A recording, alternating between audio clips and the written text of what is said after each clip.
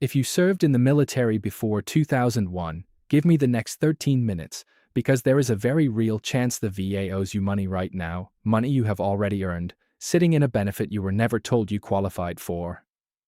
Not a few dollars. I'm talking about hundreds of dollars a month, tax-free, for the rest of your life, plus back pay on top of it. And here is the part that should make you angry: the VA is not going to call you. They are not going to write you a letter that says, by the way, the rules changed and you're now owed more. That is not how the system works. The burden is on you to find it. And most veterans never do. I'm going to show you why this is happening, how to check if it's happening to you, and the exact steps to fix it. Stay with me to the end, because the last step is the one almost no veteran takes, and it's the one that reopens claims the VA already told people no on, and turns those old denials into monthly checks. Quick word on who I am and who I'm not. I spent years working around the lending and benefits side of this world, close enough to watch how veterans' claims get processed, approved, and far too often quietly denied. I am not a veteran.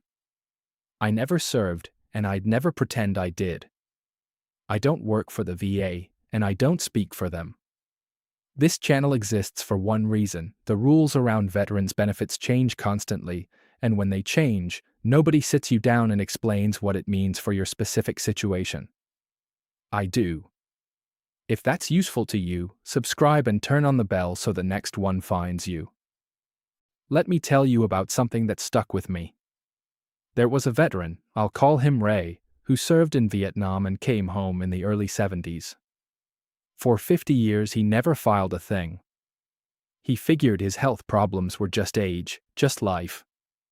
Then his grandson, who'd been reading about a new law, sat him down one afternoon and went through a list of conditions with him. 2 of them matched things Ray had been living with for years. They pulled up his discharge papers, confirmed where and when he served, and filed a claim. A few months later, Ray was approved a monthly, tax-free payment for the rest of his life, plus a back payment for the time in between. 50 years he qualified and didn't know it. The only thing that changed was that somebody finally told him to look. Ray's story is not rare. It is far more common than most people realize. And the reason it keeps happening is the same every time: nobody told him to check. Here's the foundation everything else sits on. VA disability compensation is a monthly, tax-free payment for a condition connected to your service. The size of the check is set by a rating, a percentage, from 10% all the way up to 100. The higher your rating, the bigger the check. Simple enough. Now here's the piece most veterans never understood. For a lot of conditions, you used to have to prove your service caused them, line up the medical evidence, connect the dots yourself, and fight for it. But for certain conditions tied to certain exposures, the VA now does something called a presumptive connection. That means they presume your service caused it. You don't have to prove the link. You just have to show you were there, and that you have the condition. And in August of 2022, a law called the PACT Act massively expanded that list of presumptive conditions, the biggest expansion of veterans' benefits in decades. Overnight, millions of veterans who would have been denied a few years earlier became eligible. The catch: eligible is not the same as enrolled. The law changed.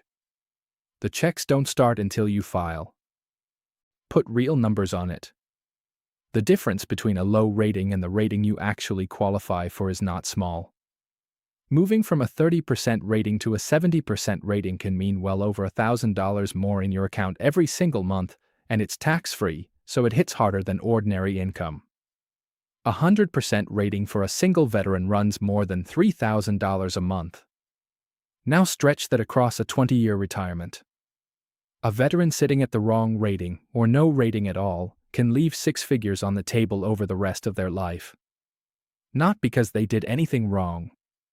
Because nobody told them to file, and the VA was never going to volunteer it. Now let me add the second layer, because for veterans who served before 2001, there's a specific trap that has cost a lot of people real money. Think about the eras we're talking about: Vietnam and the herbicide exposures, Agent Orange and the rest. The first Gulf War, with the burn pits and the oil well fires and everything people breathed in over there. For decades, veterans filed claims for conditions tied to those exposures and got denied. Flat no. The science wasn't recognized yet, or the rules weren't written, so the VA sent a denial letter and that was that. Here's the trap. A huge number of those veterans took the no and never looked back. They assumed a denial was permanent. But the PACT Act and the expansions around it changed the rules underneath those old claims. Conditions that got you denied in 2010 or 2015 are now presumptive. The exact same condition that the VA said no to is, today, an automatic yes for a lot of people. But the VA does not go back through old denials and reopen them for you. That denial just sits there, closed, unless you do something about it. There was a veteran, I'll call him Walt, who served on a base in Thailand during the Vietnam era. Years ago he filed for a condition he was sure came from his time over there, and the VA denied it. He told his family the system had screwed him, and he meant it. He was done. Then the law changed, and his old location, a base most people never think of when they hear Agent Orange, got added to the list of recognized exposure sites.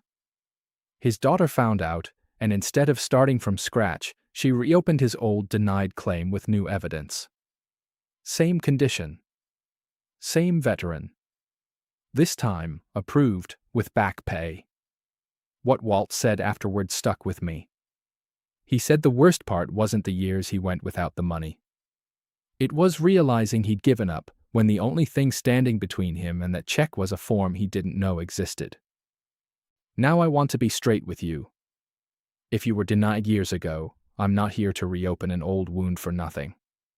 And if you never filed at all, I'm not here to make you feel like you missed out and it's too late. Neither of those is true. Here's the reality, whether the VA told you no in the past, or you never asked at all, the rules today are different from the rules you remember. The list is longer.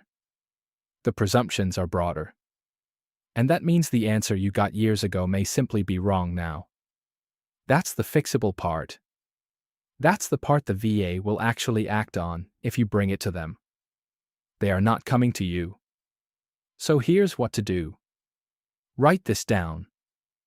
Step 1.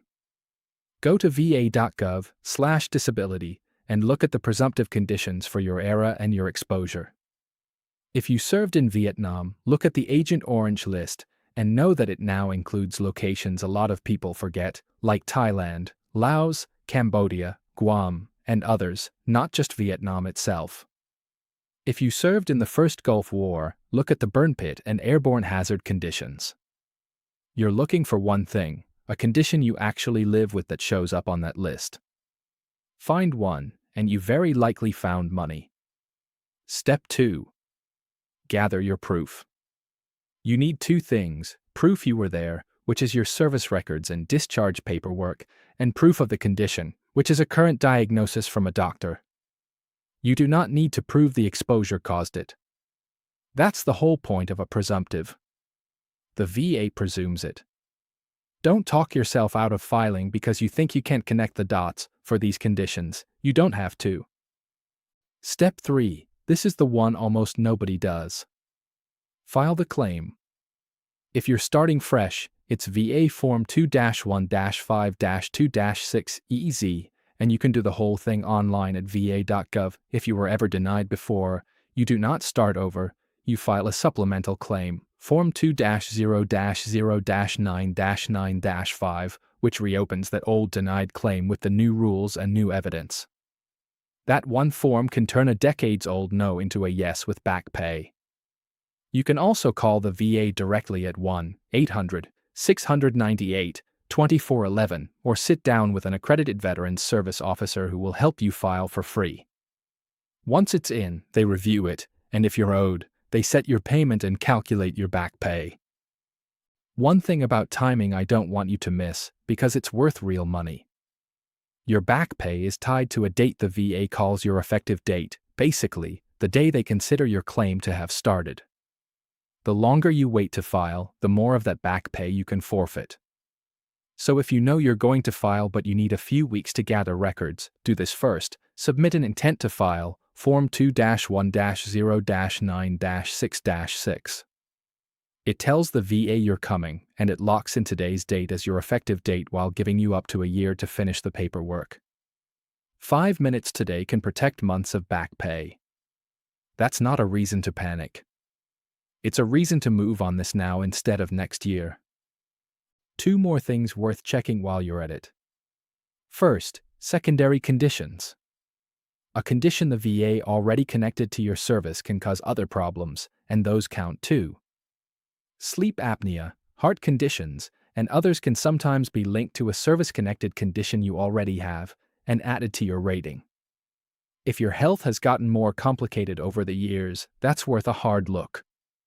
Second, and this one matters if you're the spouse of a veteran who has passed, there's a survivor's benefit called DIC, and the same expansions that help living veterans open the door for surviving spouses whose veteran's death is now connected to a recognized condition. Thousands of survivors are eligible and never file. If that's you, call the number and ask. Let me step back and tell you why this matters so much. The PACT Act didn't get written because the system was working. It got written because for decades, veterans with real, service-caused illnesses were being denied and sent home with nothing, so many of them, for so long, that Congress finally forced the change. And even now, after the law passed, the VA's own outreach shows that enormous numbers of eligible veterans still haven't filed. They don't know the rules changed. They assume an old denial is final. Or they've just decided the system isn't worth fighting. That gap between who qualifies and who actually files is measured in the millions. That's not a rounding error. That's a systemic problem the government acknowledges, but does not go out of its way to fix one veteran at a time. That part is on you. Here's what I want to stay with you after this video ends. The VA is not your enemy. Most of the people who work there are trying to do right by veterans. But the system is enormous, it's slow, and it was built in a way that puts the burden of catching what you're owed squarely on your shoulders. Nobody is coming to tell you the rules changed. The only way you collect what you earned is by looking. If you served before 2001, Vietnam, the Cold War years, the first Gulf War, go to va.gov/disability and check the presumptive list for your era. If a condition you live with is on it, file. Fresh claim, Form 2-1-5-2-6, easy, old denial, supplemental claim, Form 2-0-0-9-9-5. Need time, lock your date today with an intent to file, Form 2-1-0-9-6-6. And the number is 1-800-698-2411. One more thing. If you came here for VA home loan help, stick around, that's the heart of this channel, and knowing your disability rating can change what that loan costs you, which is a video I'll do soon. And send this one to a veteran you love who served before 2001 and never filed. The share takes 10 seconds. If even one condition on that list matches, it could put over $1,000 a month, tax-free, back in their hands, money they earned and were never told to claim. That's what this channel is here for. I'll see you in the next one.